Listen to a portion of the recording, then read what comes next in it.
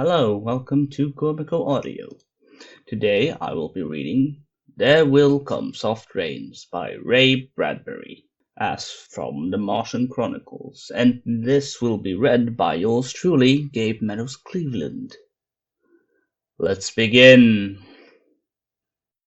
In the living room, the voice clock sang, tick-tock, 7 o'clock, time to get up, 7 o'clock, as if it were afraid that nobody would. The morning house lay empty, the clock ticked on, repeating and repeating its sounds into the emptiness. 7-9, breakfast time, 7-9. In the kitchen, the breakfast stove gave a hissing sigh and ejected from its warm interior 8 pieces of perfectly browned toast, 8 eggs, sunny side up, 16 slices of bacon, 2 coffees, and 2 cool glasses of milk. Today is August 4th, 2026, said a second voice from the kitchen ceiling. In the city of Allendale, California. It repeated the date 3 times for memory's sake. Today is Mr. Featherstone's birthday. Today is the anniversary of Talita's marriage. Insurance is payable, as are the water, gas, and light bills. Somewhere in the walls, relays clicked, memory tapes glided under electric eyes. 8-1, tick-tock, 8-1 o'clock, off to school, off to work, run, 8-1. But no doors slammed. No carpets took the soft tread of rubber heels. It was raining outside. The weather box on the front door sang quietly. Rain, rain, go away, umbrellas, raincoats for today. And the rain tapped on the empty house, echoing. Outside, the garage chimed and lifted its door to reveal the waiting car. After a long wait, the door swung down again. At 8:30, the eggs were shriveled and the toast was sucked stone. An aluminium wedge scraped them into the sink, where hot water whirled them down a metal throat, which digested and flushed them away to the distant sea. The dirty dishes were dropped into a hot washer and emerged twinkling dry. 9:15, sang the clock, time to clean. Out of warrens in the wall, tiny robot mice darted. The rooms were a crawl with small cleaning animals, all rubber and metal. They thudded against chairs, whirling the mustached runners, kneading the rug nap, sucking gently at hidden dust. Then, like mysterious invaders, they popped into their burrows. Their pink electric eyes faded. The house was clean. 10 o'clock. The sun came out from behind the rain. The house stood alone in a city of rubble and ashes. This was the one house left standing. At night, the ruined city gave off a radioactive glow, which could be seen for miles. 10:15, the garden sprinklers swirled up in golden founts, filling the soft morning air with scattering of brightness, and water pelted the window panes, running down the charred west side, where the house had been burnt. Evenly free of its white paint, the entire west face of the house was black, save for 5 places. Here, the silhouette in paint of a man mowing a lawn. Here, as in a photograph, a woman bent to pick flowers, still farther over. The images burned on wood in one titanic instant. A small boy, hands flung into the air higher up, the image of a thrown ball, and opposite him a girl. Hands raced to catch a ball which never came down. The 5 spots of pink, the man, the woman, the children, the ball, remained. The rest was a thin, charcoal layer. The gentle sprinkler rain filled the garden with falling light. Until this day, how well the house had kept its peace. How carefully it had inquired, "Who goes there? What's the password?" and getting no answer from lonely foxes and whining cats.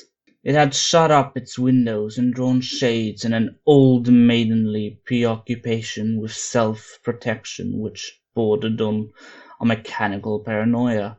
It quivered at each sound the house did. If a sparrow brushed a window, the shade snapped up, the bird, startled, flew off. No, not even a bird must touch the house. 12 noon. A dog whined, shivering, on the front porch. The front door recognized the dog voice and opened. The dog, once huge and fleshy, but now gone to bone and covered with sores, moved in and through the house, tracking mud behind it. Wired angry mice, angry at having to pick up mud, angry at inconvenience. For not a leaf fragment blew under the door, but what the wall panels flipped open and the copper scrap rats flashed swiftly out. The offending dust, hair, and paper, seized in miniature steel jaws, was raced back to the burrows. There, down tubes which fed into the cellar, it was dropped onto the sighing vent of an incinerator, which sat like an evil ball in a dark corner. The dog ran upstairs, hysterically yelping to each door, at last realizing, as the house realized, that only silence was there. It sniffed the air and scratched the kitchen door. Behind the door, the stove was making pancakes. Filled the house with a rich, baked odor and the scent of maple syrup. The dog frothed at the mouth, lying at the door, sniffing. Its eyes turned to fire. It ran wildly in circles, biting at its tail, spun in a frenzy, and died. It lay in the parlor for an hour. 2 o'clock, sang a voice, delicately sensing decay at last. The regiments of mice hummed out as softly as blown grey leaves in the electrical wind. 2:15. The dog was gone. In the cellar, the incinerator glowed suddenly, and a whirl of sparks leaped up the chimney. 2:35. Bridge tablets sprouted from patio walls. Playing cards fluttered onto pads, and a shower of pips. Martinis manifested on an oaken bench with egg salad sandwiches. Music played, but the tables were silent and the cards untouched. At 4 o'clock the tables folded like great butterflies back through the panelled walls. 4:30. The nursery walls glowed. Animals took shape. Yellow giraffes, blue lions, pink antelopes, lilac panthers, cavorting in crystal substance. The walls were glass. They looked out upon colour and fantasy. Hidden films clocked through well-oiled sprockets, and the walls lived. The nursery floor was woven to resemble a crisp cereal meadow. Over this ran aluminum roaches and iron crickets, and in the hot, still air a butterfly of delicate red tissue wavered among the sharp aroma of animal spores.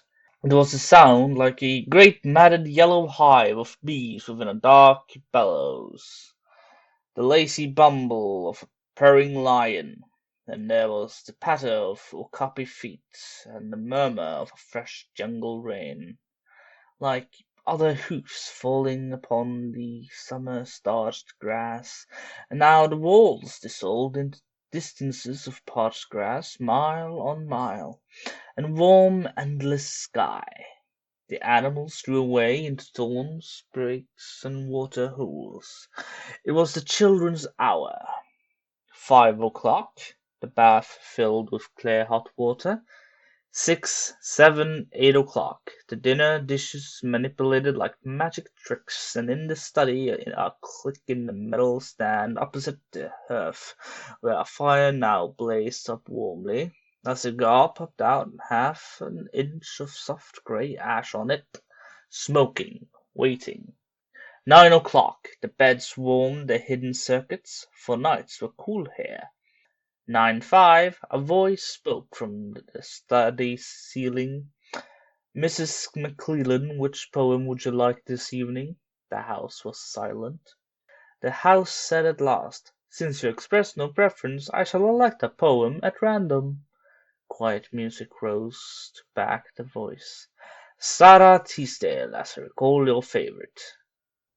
There will come soft rains, and the smell of the ground, and swallows circling with the shimmering sound, and frogs in the pools singing at night, and wild plum trees in tremulous white. Robins will wear the feathery fire, whistling their whims on a low fence wire. Not one will know of the war, not one will care at last when it is done. Not one would mind, neither bird nor tree, if mankind perished utterly, and spring herself, when she woke at dawn, would scarcely know that we were gone. The wind blew, a falling tree bolt crashed through the kitchen window, cleaning solvent bottled shattered over the stove. The room was ablaze in an instant. "Fire!" screamed a voice. The house lights flashed. Water pumps shot water from the ceilings.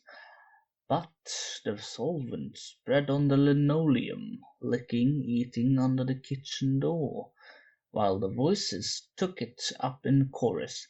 "Fire! Fire! Fire!" The house tried to save itself. Doors sprang tightly shut, but the windows were broken by the heat, and the wind blew and sucked upon the fire. The house gave ground as the fire, in 10 billion angry sparks, moved with flaming ease from room to room and then up the stairs, while scurrying water rats squeaked from the walls, pistoled their water, and ran for more, and the wall sprays let down showers of mechanical rain. But too late! Somewhere, sighing, a pump shrugged to a stop. The quenching rain ceased. The reserve water supply, which had filled baths and washed dishes for many quiet days, was gone. The fire crackled up the stairs. It fed upon Picassos and Matisses in the upper halls like delicacies, baking off the oily flesh, tenderly crisping the canvases into black shavings. Now the fire lay in beds, stood in windows, changed the color of drapes, and the reinforcements from attic trapdoors, blind robot faces, peered down with faucet mouths gushing green chemicals.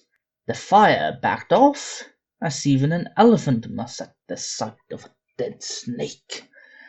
Now there were 20 snakes swooping over the floor, killing the fire with a clear, cold venom of green froth. But the fire was clever. It had sent flame outside the house, up through the attic to the pumps there. An explosion! The attic brain which directed the pumps was shattered into bronze shrapnel on the beams. The fire rushed back into every closet and felt of the clothes hung there. The house shuddered, oak bone on bone. It bared skeleton, cringing from the heat. Its wire, its nerves revealed as if a surgeon had torn the skin off to let the red veins and capillaries quiver in the scalded ear. "Help! Help! Fire! Run! Run!" Heat snapped mirrors like the first brittle winter ice, and the voices wailed, "Fire! Fire! Run! Run!" like a tragic nursery rhyme. A dozen voices, high, low, like children dying in a forest, alone, alone.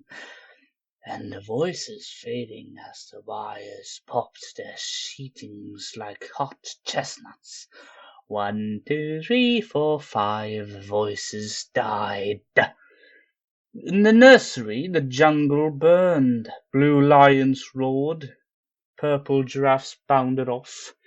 The panthers ran in circles, changing colors, and 10 million animals, running before the fire, vanished off towards a distant steaming river. 10 more voices died. In the last instance, under the fire avalanche, other choruses, oblivious, could be heard announcing the time, cutting the lawn by remote control mower, or setting an umbrella frantically out and in, the slamming and opening front door. 1,000 things happening, like a clock shop when each clock strikes the hour insanely before or after the other. A scene of manic confusion, yet unity, singing, screaming, A few last cleaning mice starting bravely out to carry the horrid ashes away, and one voice, with sublime disregard for the situation, read poetry aloud in the fiery study, until all the film spools burned, until all the wires withered and the circuits cracked. The fire burst the house, and it let it slam flat down, puffing out skirts of sparks and smoke. In the kitchen, an instant before the rain of fire and timber, the stove could be seen making breakfasts at a psychopathic rate. 10 dozen eggs, 6 loaves of toast, 20 dozen bacon strips, which, eaten by fire, started the stove working again, hysterically hissing. The crash, the attic smashing into kitchen and parlor, the parlor into cellar, cellar into sub-cellar, deep freeze, armchair, film tape, circuits, beds, and all the like skeletons thrown in a cluttered mound deep under. Smoke and silence, a great quantity of smoke. Dawn showed, fainting in the east. Among the ruins one wall stood alone. Within the wall a last voice said, over and over again and again, even as the sun rose to shine upon the heaped rubble and steam. Today is August 5th, 2026. Today is August 5th, 2026. Today is... You just listened to a Gormaco production. I am Gabe Meadows-Cleveland, and I have read There Will Come Soft Rains by Bradbudy. Do like, share, and subscribe to the official Gormaco YouTube channel. Ooh! The artwork was made by Gabe Meadows-Cleveland. Gabe Meadows-Cleveland did everything. Iris didn't do jack shit. Schumer just inspired me because he's a handsome fella. Goodbye.